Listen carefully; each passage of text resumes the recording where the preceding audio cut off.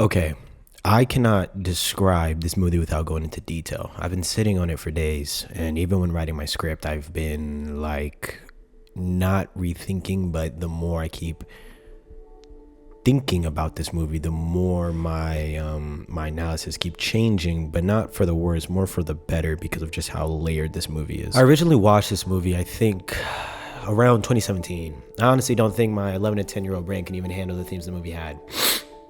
There's just too much to talk about, and I think there's just too many things that are layered within this movie for little me to really understand. I mean, on the surface, it's just about Ishida, this guy who bullies this deaf girl, Shoko, and over time, Ishida wants to gain redemption. And with gaining redemption comes the trials and tribulations of facing his previous actions, and everyone else's opinion of him. And again, I got that at the level surface, but for this review in specific, I really want to touch down on the characters because each character relates to the overarching theme. And throughout this review, I want you guys to try to guess in the comments or just, guess in your personal brain, what do you think is going to be the overarching theme I'm going to touch on for this video? But again, I'm not going to give no spoilers. You're going to have to guess throughout each character review that I do. So we got 6 characters to go through. Some are going to be easier to explain than others. Let's deep dive in Lego. All right, so to start off this list, we have Kawaii. I'm going to be honest, it's just as bad as Ueno, but for a different reason. Kawaii embodies the actual legit theme of a person who does not take action, but also does not retaliate or stop bullying, aka the bystander.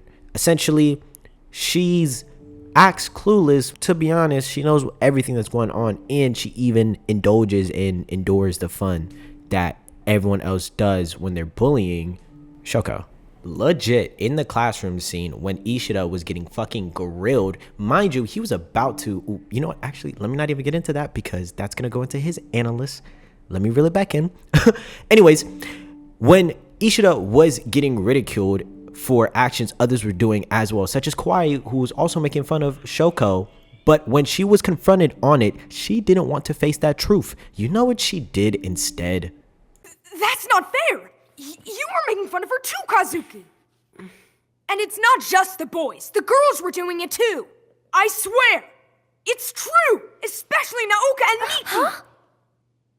That's mean. I would never do anything like that. How could you? How could you say something like that? No, She doesn't stand up and take responsibility. She instead rewrites the truth. If you think about it, she's the other shade of Ishida of when it comes to guilt. As Ishida takes all the blame for anything and everything, Kawaii does not, and is so interesting because it hurts me how well this character is written. All these characters are written so well that it hurts, but this one more in specific because this is more of the common person. Now, the issue is that the accountability part really comes into play when Mashiba gets brought in to the play. Now, I kind of add these two characters into one segment because Mashiba makes Kawaii better. Here's how. Now, he plays the role of kind of like Nagatsuka, but it's more on a surface level because Mashiba is later introduced within the movie and gets introduced to Ishida like from Kawaii. So Mashiba is actually more of the guy kind of on the outside perspective. Honestly, is like us as the viewer, really. And with Mashiba kind of being in a viewer third eye point of view, makes Kawaii better by making Kawaii apologize for putting out Ishida's business in one of the previous scenes, which I will show now. I don't even know how to do a cue for that. How do I cue that? There he is, my main man. I brought your backpack for you. Hey guys. Naoka? I asked her to come. I'm sorry about what happened. But, well, you were the one who started causing all that trouble. The thing is, Satoshi said I should go ahead and forgive you since you've been trying to make things right with Shoko. Overall, though, these characters both need each other. It's more of like sorry, but it's more like Kawaii needs Mashiba more than Mashiba needs Kawaii. But without Kawaii, Mashiba would have never ever made like a friendship with Ishida later in the movie. So overall, both of these characters are pretty well-rounded. I like them a lot, and I would both give them a good solid 6.5 out of 8. But let's get a little bit more hype here, because we're talking about the real unsung hero of this whole freaking movie is this sexy dog right here. Nagatsuka is one of the best characters ever, mainly because he allows Ishida to be human. To put in perspective for you guys, Ishida has generally not had a good life at all. If you haven't watched the movie, he's been bullied up to a point from the actions he took when he was a kid. Has been so bad for him that he was legit seeing X's on people's faces most days, which I'll get more into his personal segment analysis. But he couldn't even look them in the eye until one day this guy who Ishida helped, as Nagatsuka was about to get his bike stolen, but then this happened. Hey, let me borrow your bike. Who, me? Huh? What do you need my bicycle for? That kid I saw at lunch. I forgot something at home, so I need your bike to get it. But I don't even know you. Why can't you just use your own bike? I'm asking you because I don't have one. No, please don't. Give it Wait, up, Fatso. stop. I'm being robbed. Somebody help me. Anybody out there? Why won't anyone help me? God, you're annoying. Just let go of the damn bike already. Hey, What? do you want to borrow mine? It's over there. Yeah? Thanks, man. You're a godsend. So after that happened, Nagatsuka on that day went and found Ishida's bike and brought it back to him. Then boom, the friendship was born from nothing to a blaze like a phoenix. He is the person who is giving unconditional acceptance to Ishida, which uplifts the whole morale of the movie in itself. If you're wondering, oh man, he's not really gonna deep dive into this character, man, he gets like the shortest segment. Does that mean he doesn't care about him? No, that is not what that means. Don't ever take that as like the intention I'm trying to put for making his segment the shortest. The reason why I'm putting his segment as the shortest is because of the significance you should already see from the beginning. He is the most obvious and blatant character throughout this whole movie. When I was rewatching this, my buddy Drew, he was telling me about a theme that he picked up on through a friend of his, but he related the actual message to me of that in Friends Enrich Us, which essentially he does all the freaking time. I mean, he's the first person that Ishida can even look in the eye, and even when Ishida dies and can't even face his own classmates and comes back to school, Nagatsuka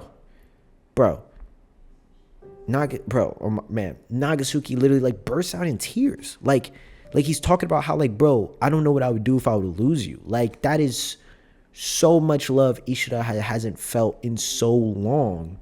And even prior to Ishida, dying, and I say dying, but as you can tell, he's not actually dead. But prior to Ishida dying, Nagatsuka was fighting for him physically and verbally. It's just a beauty that this guy brings. Honestly, he's an 8 out of 8. 7 out of 7, 6 out of 6, 5 out of 5. Doesn't matter what type of rating you give him. He is one of the, if not the best character and the best friend of Ishida, truthfully, in like through and through. Yeah, but you guys want to get like pissed real quick? Let's talk about Ueno. Sometimes people try to overlook her because of her extreme villain-like tendencies, when it's, understandable, as she is one of the most ruthless characters right next to Ishida when it comes to bullying Shoko. One of the most conflicted, humane villains that I've ever seen, honestly. But let's really start where it all began, which is when they were kids. She honestly hated Shoko because of the indifference. Now, of course, when you're a kid, especially in Yuno's case, she wants to be the center of attention. Whether she subconsciously knows that or not, she wants that. Now, it's fine in elementary school, mainly because it's like that's the natural want of a kid needing the attention. But I don't know if you guys know this, but throughout school culture, whenever a new kid comes into class, the new kid always kind of brings everyone's attention. Now, Ishida honestly could have talked it out with Shoko in making it known that Ishida just wanted to be Shoko's friend, but Ishida didn't know how to explain that. And Ueno clearly has some sort of feelings towards Ishida. Whether it's romantical or platonic, it's a little bit like obsessiveness, if I'm not mistaken. Ueno hates the feeling that Shoko brings to the group, to the school aroma, just by her presence of everyone's attention going towards Shoko. Ueno did not know how to express how she felt in a good manner, so that made her go on to bully Shoko, just like Ishida did. It's a very, very sad case, and you even see through the high school segments that Ueno still doesn't even accept the things that she has done. She still hasn't even really rendered the healing process like Ishida has. Like my friend Drew, again, we watched the recap together, so we were talking about, the movie after we're done, and we even brought up how, or mainly he brought up how Ueno is on the same journey as Ishida, but just at two different levels. Honestly, you have to give respect to Ueno, because unlike all the other characters who, kind of face up to the actual accountability part, Ueno doesn't face accountability up until the last segment. And even in the last segment, she didn't even really stay with the group. I mean, she's friends with them all, but she still doesn't want to associate herself with them fully. And I'll even give the movie so much fucking respect for allowing her to be the bad guy, but also, if you really look hard enough, squint your fucking eyes a little bit, she is also the good guy in her own respective story, because of her world, it all got disrupted because of this one girl, aka Shoko, came in and messed up everything. I mean, the relationships between each one of the kids, it all got fucked because of Shoko, in her eyes. Ueno is a character that really, really, really embodies the soul and anarchy of not forgiving yourself, because Ueno tries to justify her actions and doesn't really allow herself to even think outside of the box of, hey, maybe I was in the wrong. Hey, maybe this and that. No, she is extremely flawed, but she is incredibly human that I love. I freaking love, which makes her not likable, because most people don't want to be human. They would rather just be liked, which kind of relates to who Kawaii is. But again, that's here nor there for that statement. In all seriousness, Ueno is a pivotal character that shows what happens when you do not accept the pains that you've done to others, and has not accept that sometimes you can also be in the wrong. That is one thing Ueno really doesn't allow herself to realize, and maybe some might even say that she realized that she was in the wrong, which even mustered her even more anger. There's a scene where it was Ishida and Ueno, where they were at the if I'm not mistaken, they were at this amusement park, and it was when Ishida and Ueno sat down after Ishida saw an old friend of his from elementary school, and basically this happened. Yes.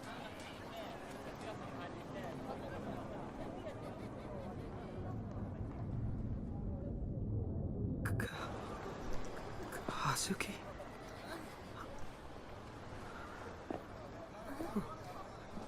Shoya, where are you going? I'll text you later, okay? Hey, wait up! Are you mad at me? No. You and I are more alike than you think, you know. No, we're not. Yes, we are. We're nothing alike. You know, if Shoko hadn't shown up, we would all still be friends and be happy.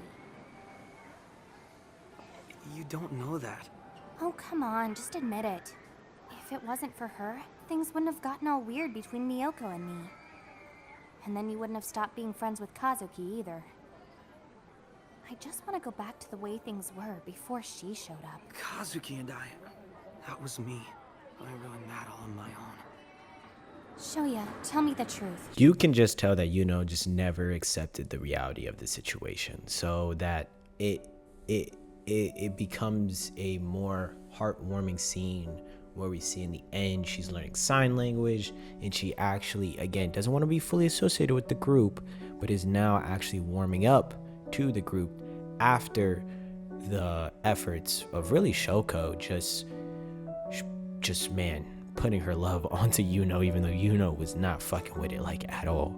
Now, bouncing off Ueno, we're coming close, you know, coming down the stretch of things, and now we have to talk about the main girl herself, the main shorty of this whole fucking operation, Shoko. Shoko never stood a fucking chance. And what I mean is that Shoko never stood a chance in this situation because Shoko is honestly the fucking immense victim of all of this. I mean, more than Ishida, clearly. But she's... my apologies. I get, like, I wouldn't say choked up, but I get, like, a little bit emotional when it comes to talking about her character specifically. I have a lot of younger siblings. I got a lot of sisters. And her story is just so sad.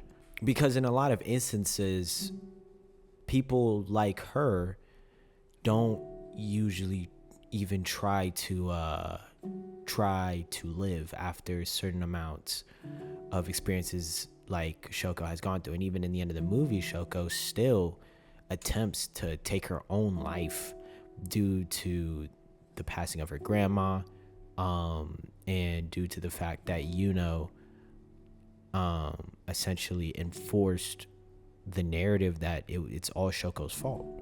Shoko not being able to live without feeling like it was all her fault is such a, like, powerful and sad thing, because she doesn't even understand it at first. She doesn't understand why people don't like her or why people are being mean, but she has to make a conclusion to herself that it has to be her fault, when in reality that's not even the case. But due to the fact of the miscommunication that's been happening since they were kids, she still can't even see that it wasn't even her fault to begin with. It is insane with the parallels with Ishida and Shoko, because Shoko is weighed down the belief that she is the cause of everyone's pain, with Ishida haunted by his past actions, convinced he doesn't deserve happiness. But their story isn't just about forgiveness, it's about learning to see themselves as worthy of love. The way that Shoya, or aka Ishida, saves her from the balcony is symbolic of him pulling her out of the darkness, just as she did for him. Shoko isn't just a victim of bullying, she's the soul of the film's message. A Silent Voice isn't about a straightforward redemption arc, it's about how pain lingers, how misunderstandings build up, and how the road to healing isn't just about apologizing. It's about truly seeing and valuing one another. Her growth is very subtle, but it's powerful. By the end of the movie, she even genuinely smiles, not just because of others, but for herself, because she finally understands what it means to live. But we're not done just there, because even though that wraps up for Shoko's story, because with Shoko, she was able to get the redemption arc that she wanted. She was able to apologize to everyone that she wanted to, even to Ueno at the end. And she even was able to save Ishida's life and making them become lovers. But again, that's just within Shoko's story. Shoko getting the redemption and Shoko getting the love shown towards her by everyone and her peers, and fully accepting herself to who she is. But now we are coming into our last part of this, and it's about my guy Ishida. We can start with the most obvious one, which is he didn't really know how to express himself as a child. He's a very complex character, and honestly, he is one of, if not gotta be, at least top 10 most conflicted main characters I've personally encountered. Now, at its core, this movie, or technically his story, is about his redemption, but not in the sense of making things right, because some things just can't be fixed, but in learning to live with himself despite of what he's done. He is the portrayed of guilt and isolation. Ishida starts the film as a reckless kid who basically bullies Shoko for being deaf, but unlike some of his classmates, he's not cruel for cruelty's sake. He's immature, thoughtless, and caught up in the social dynamic of his school. When the tables turn and he becomes the target of bullying, he gets a taste of the very isolation and shame he forced onto Shoko. But instead of just feeling bad about it, he carries that guilt for years. This is when we really start to see the past haunting him. The most striking visual in the film is the X marks over people's faces, symbolizing how Ishida has shut himself off from the world. He assumes everyone hates him, so he avoids eye contact, keeps his head down, and convinces himself that he doesn't deserve friends, which leads into, even when Shoko is willing to move forward, Ishida can't. He actively tries to make amends, but at first it's more about atonement than genuine connection. He's so focused on making things right that he struggles to see the bigger picture. Shoko never wanted his guilt. She just wanted to be accepted. It all ties into his journey about breaking free from self-loathing. Ishida isn't just seeking redemption from Shoko, he's trying to prove himself that he can be better. His growth is painfully slow. Like, fucking painfully slow. Literally in the beginning of the movie, he was about to jump off the bridge and end his life.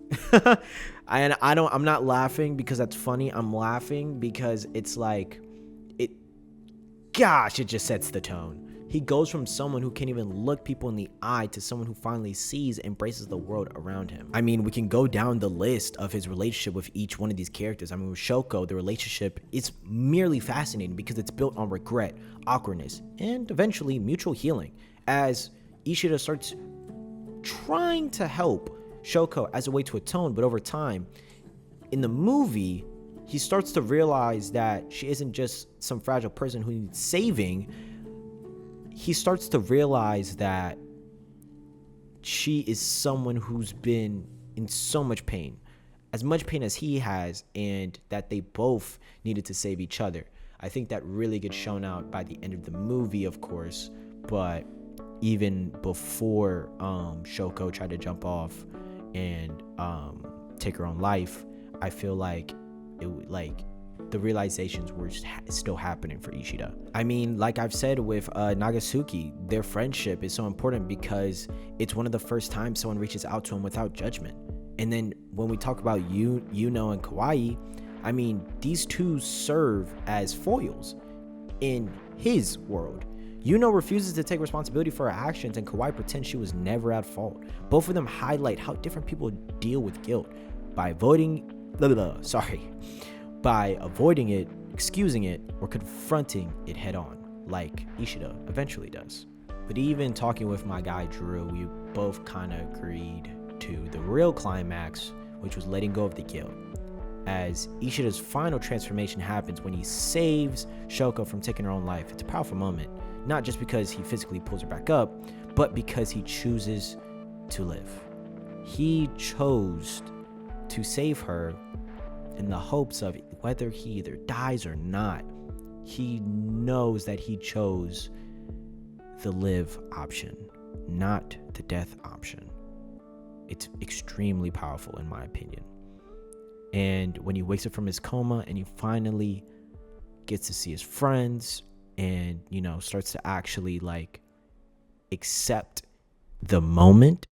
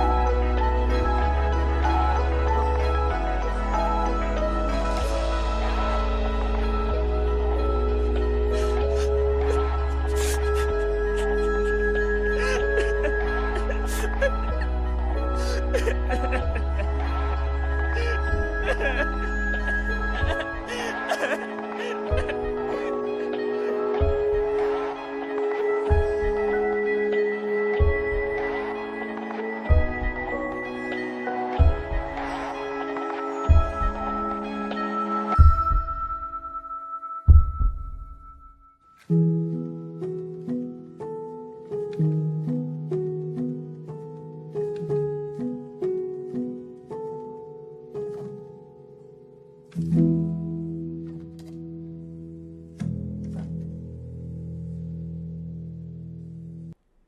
genuinely allows himself to lift his head up, unopen his ears, and face the music. He sees the world again, and he allows himself to be seen. I just honestly understand Ishida, and I understand Ueno, and I honestly understand Shoko as well. I think I've been each one of these characters one time in my life, and especially Ishida, I've been that, and I've also been Shoko as well, and even a little bit of Ueno. But again, like, I literally just said it like a couple seconds ago. Like, I've been all of these characters before, but I pray for anyone who is currently going through any one of these characters' type of emotions, because these are very heavy emotions, and these are things that a lot of people can't even handle. And I really do hope, if you are watching this right now and you are feeling like what any of these characters are feeling, please go get some help, or my DMs are always open. You can talk to me, or you can talk to somebody. Just please get help. I promise it's worth it. Because when it's all said and done, Ishida's story isn't just about bullying or redemption. It's about the struggle to reconnect with the world after believing you don't belong in it. What most people don't understand is that when you go through these depression and depressive cycles, is that it's not, like, in my personal opinion, the hardest thing for me when I was going through depression, severe depression, was more about the action of trying to be normal again, or at least to be normal in my own standards. That was the hardest. It was hard because I had to choose to be normal again, because I felt so indifferent just due to personal things in my life that also affected my family in the way that everyone had to move around me and had to like monitor, I wouldn't say monitor, but like moderate me, if that makes sense. So with his journey being so messy, talking about Ishida, with his journey being so messy, painful, and not wrapped up in a neat little bow, it makes it feel so real, which is why people are so attached to this movie, because all these characters are real. By the end of the film, he hasn't fixed everything, and that's honestly the point. The past doesn't disappear, but he's learned how to move forward, and he's learned how to listen, how to let people in, but most importantly, he figured out how to forgive himself. Because I don't care what you say, he deserved the redemption, and he deserved the ability to move on. Overall, just a freaking classic. This movie is absolute cinema. It is a 10 out of 10 for me, which, again, if you've gotten this far into the video and you're still wondering what is the overarching theme that I'm kind of placing and I'm kind of like, making references to, but I'm not actually saying the word. In my belief, this movie is about perspective. It is the one pain we all share. It is perspective. Perspective comes with trials and tribulations, because the perspective can switch a narrative to anybody's story. I mean, literally anybody. Doesn't matter if it's religion, doesn't matter if it's music, art, anything creative. I'm talking about anything in your head right now. Due to someone else's perspective, the narrative can change. Each one of these characters had such different perspectives of one another that was either better or was for the worst. So I feel like even with the characters that I didn't speak about, because there's some characters I didn't even touch on that are also very, like, you know, pretty dominant characters within the story, but I didn't want to make this video too long. But yeah, this movie just really brings out the embodiment of perspective and how that can affect one's brain and can affect one's, like, quote unquote perception of somebody or the world in general. Though, with that being said, that's gonna have to wrap up for this video.